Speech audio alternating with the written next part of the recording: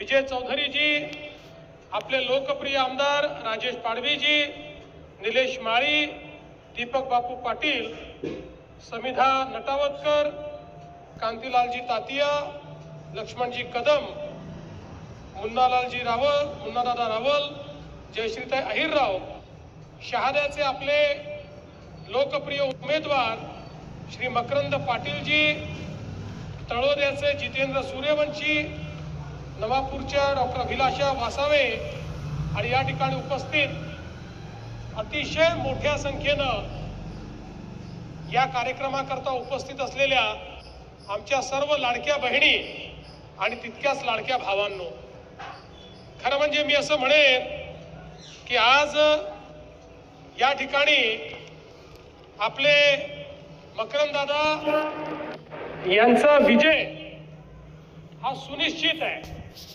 आणि तो सुनिश्चित असण्याचं कारण काय आहे? इकडेही आमच्या भगिनी बसलेल्या आहेत आणि इकडेही लाडक्या बहिणी बसलेल्या आहेत आणि लाडक्या बहिणींची पावर ज्यांच्या पाठीशी गेली त्यांना कोणी हरवू शकत नाही आणि तेवढ्याच मोठ्या संख्येने लाडके भाऊ देखील आहेत आणि म्हणून मला विश्वास आहे की या ठिकाणी अतिशय चांगल्या प्रकारे ही जागा आपण निवडून आणू. खरं म्हणजे भगिनी आणि बंधूंनो, ही निवडणूक आपल्या नगरपालिकेची निवडणूक आहे आणि नगरपालिकेच्या निवडणुकीमध्ये आपल्या शहराच्या विकासाकरता आपण या ठिकाणी मतदान मागत असतो. खरं तर मी कोणावर टीका करण्याकरता आलो नाही, कोणाला खाली दाखवण्याकरता आलो नाही. मी या ठिकाणी केवळ हे सांगण्याकरता आलो आहे की नगरपालिका भारतीय जनता पक्षाच्या हातामध्ये दिली तर आपले आमदार आहेत, मंत्री आहेत आणि मी आहे, पूर्ण ताकदीने तुमच्या शहराच्या पाठीमागे आम्ही उभे राहू. आज देशामध्ये मोदीजींच्या नेतृत्वात ज्या प्रकारचं परिवर्तन होत आहे, देशामधली शहरं बदलत आहेत. मोदीजींनी पहिल्यांदा ही भूमिका मांडली की आमच्या शहरांचाही विकास झाला पाहिजे. गावांचा विकास तर महत्वाचा आहेच, पण आमची शहरं बकाल आहेत. शहरांमध्ये त्या ठिकाणी पाण्याची व्यवस्था असेल, कचऱ्याचा निचरा असेल, गटारीची व्यवस्था असेल, त्या ठिकाणी रोजगाराची समस्या असेल, वेगवेगळ्या प्रकारे आरोग्याची सेवा असेल, शिक्षणाची व्यवस्था असेल, निवाऱ्याची व्यवस्था असेल, अशा सगळ्या गोष्टी या शहरामध्ये उपलब्ध झाल्या पाहिजेत. आणि म्हणून देशाच्या इतिहासामध्ये पहिल्यांदा 1,00,000 कोटी रुपयांपेक्षा जास्त निधी हा माननीय मोदीजींनी शहरांच्या विविध योजनांकरता उपलब्ध करून दिला. छोट्यातल्या छोट्या शहरात चांगलं रस्ते, चांगल्या गटारी, पिण्याच्या पाण्याची योजना, गरिबांकरता घरं, झोपडपट्टी वासियांकरता मालकी हक्काचे पट्टे, या सगळ्या गोष्टी या मोदीजींच्या योजनेतनं आज देशभरामध्ये आणि राज्यभरामध्ये होत आहेत.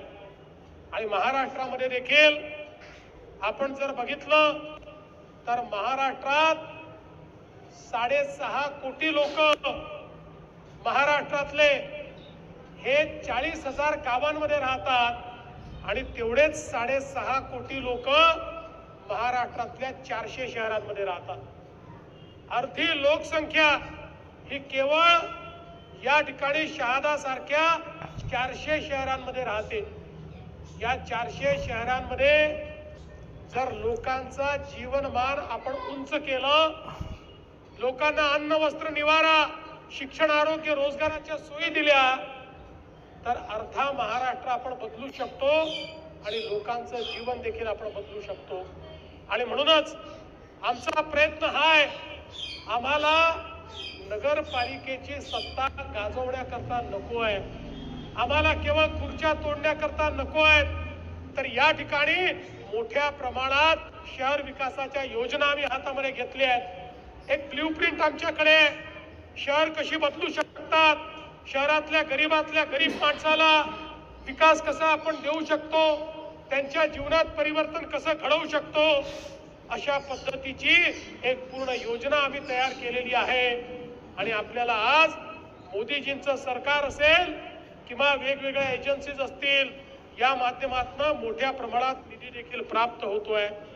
मी खरं म्हणजे आपले आमदार राजेश पाडवी यांचंही अभिनंदन करेन की राजेशजींनी सातत्याने योजनांचा पाठपुरावा केला आणि म्हणूनच आज 213 कोटी रुपयाची भुयारी गटार योजना ही मंत्रालयामध्ये त्या ठिकाणी पोहोचलेली आहे।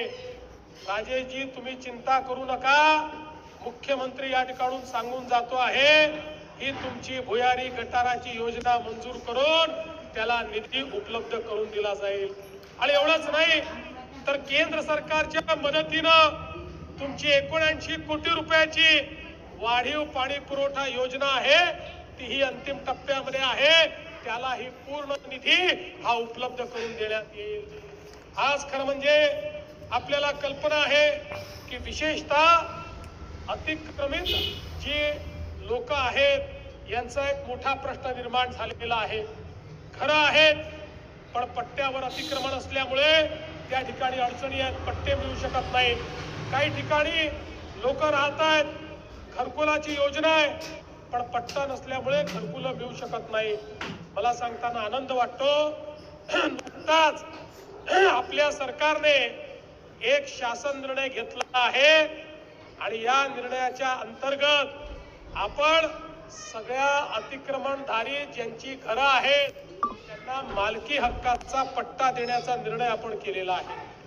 त्यामुळे ही आता अतिक्रमण आपण नियमित करू आणि ज्यांची अतिक्रमण नियमित होतील त्यांचं घर जर कच्चं असेल तर त्यांना पक्क घर बांधण्याकरता देखील 2.5 लाख रुपये निधी हा राज्य सरकार आणि केंद्र सरकार मिळून या ठिकाणी देणार आहे। सगळ्यात महत्वाचा विषय आपण जो मांडला की आज या भागामध्ये नदीच्या किनाऱ्यावर बसलेले जे लोक आहेत त्यांचा मोठा प्रश्न आहे। त्यांना त्या ठिकाणी अतिक्रमित समजलं जातं, कुठल्याही परवानग्या मिळत नाहीत आणि म्हणून आम्ही आमच्या गिरीश भाऊंच्या जे जलसंपदा विभाग आहे या जलसंपदा विभागाला आम्ही सांगितलं की नव्याने ब्ल्यू लाईनची आखणी करा। या सगळ्या जुन्या आखड्या आहेत, त्या आकड्यांमुळे मोठ्या प्रमाणात लोकांच्या घरांचं नियमितीकरण करता येत नाही, लोकांना पट्टे देता येत नाही आणि म्हणून आता आधुनिक तंत्रज्ञान आलेलं आहे, आता आधुनिक व्यवस्था करणं शक्य आहे आणि म्हणून नव्याने अशा प्रकारची आखणी करायची आणि नदी किनाऱ्याच्या जवळ जे लोक आहेत त्यातल्या ज्या लोकांना सुरक्षितपणे आपल्याला मालकी हक्काचा पट्टा देता येतो तोही देण्याचा निर्णय हे राज्य सरकार घेणार आहे, हे देखील या निमित्ताने मला आपल्याला सांगायचं आहे। आणि म्हणून मी आपल्याला एवढंच सांगण्याकरता आलोय, आपल्याला एक मोठं परिवर्तन या ठिकाणी घडवायचं आहे। आज तुम्ही बघा आपल्या या जिल्ह्यामध्ये नंदुरबार जिल्हा असेल, धुळे जिल्हा असेल, आपल्या सरकारने मोठ्या प्रमाणात काम केलं। प्रकाशा बुराई सारखी योजना जवळपास 800 कोटी रुपये या योजनेला आपण दिले आणि यातनं मोठ्या प्रमाणात आपण काम सुरू केलं।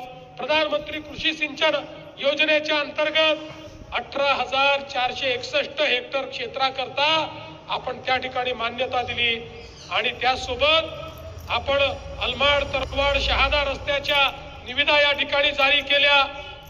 हद्दवाढीचे काही प्रश्न आहेत ते प्रश्न देखील आपण सोडवतो आहोत आणि त्यासोबत आमच्या राजेशजींनी या ठिकाणी मागणी केली की मोहिदा येथे 150 हेक्टर जागेवर त्या ठिकाणी MIDC करण्यात यावी। आम्ही तातडीनं विधानसभेमध्ये त्याला होकार दिला आणि पुढच्या काळामध्ये अशा प्रकारची MIDC देखील त्या ठिकाणी आपण करणार आहोत। आज खरं म्हणजे वेगवेगळ्या प्रकारच्या ज्या मागण्या आपण केल्या आहेत, मग राहत्यावाड धरणाची सुप्रमा असेल किंवा या ठिकाणी वेगवेगळ्या प्रकारच्या ज्या काही योजना असतील त्या योजनांना मान्यता देण्यात येईल। आपण चिंता करू नका हे सांगण्याकरता मी आलो आहे। आज मला सांगताना आनंद वाटतो, आपल्या सरकारने अनेक चांगले निर्णय घेतले. मागच्या काळामध्ये लाडकी बहीण सारखा आपण निर्णय घेतला. आमचे विरोधक म्हणायचे आता यांना इतकं बहुमत मिळालं, आता हे लाडकी बहीण योजना बंद करणार. पण सगळ्या बहिणींना सांगतो, जोपर्यंत तुमचा देवा भाऊ आहे लाडकी बहीण योजना बंद होणार नाही. ही योजना सुरूच राहील. आमच्या लाडक्या बहिणींना मदत ही मिळतच राहील. त्यासोबत आता आपण महात्मा फुले जनआरोग्य योजनेच्या अंतर्गत 5 लाखापर्यंतचा इलाज हा सगळ्यांकरता मोफत केला. पण आपण तेवढं करून थांबलो नाही. परवा आपण त्याच्यामध्ये 1000 वेगवेगळ्या आजारांना अजून समाविष्ट केलं. आतापर्यंत 1300 आजारांकरता आपण 5 लाखापर्यंतचा इलाज करत होतो. आता 2400 आजारांकरता 5 लाखापर्यंतचा इलाज हा आपण मोफत देणार आहोत. त्याकरता 1 पैसा देखील कोणाला लागणार नाही. आणि एवढंच नाही तर त्याच्या पलीकडे 27 आजार असे आहेत की ज्या आजारामध्ये 5 लाखाच्या वरही आम्ही पैसा देणार आहोत.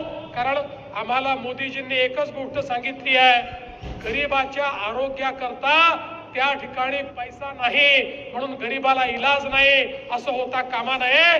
प्रत्येक गरीबाचा इलाज झाला पाहिजे. आणि म्हणून आज महात्मा फुले जनआरोग्य योजनेसारखी योजना आणि त्या योजनेच्या माध्यमातून मोठ्या प्रमाणात आपण काम चालू केलंय. आणि आता तर मोदीजींनी सांगितलंय नगरपालिकेचे जे क्षेत्र आहेत या क्षेत्रांमध्येही आयुष्यमान आरोग्य मंदिर तयार करा. प्रत्येक क्षेत्रामध्ये आयुष्यमान आरोग्य मंदिर तयार करण्याकरता माननीय मोदीजींनी आपल्याला पैसे दिलेले आहेत.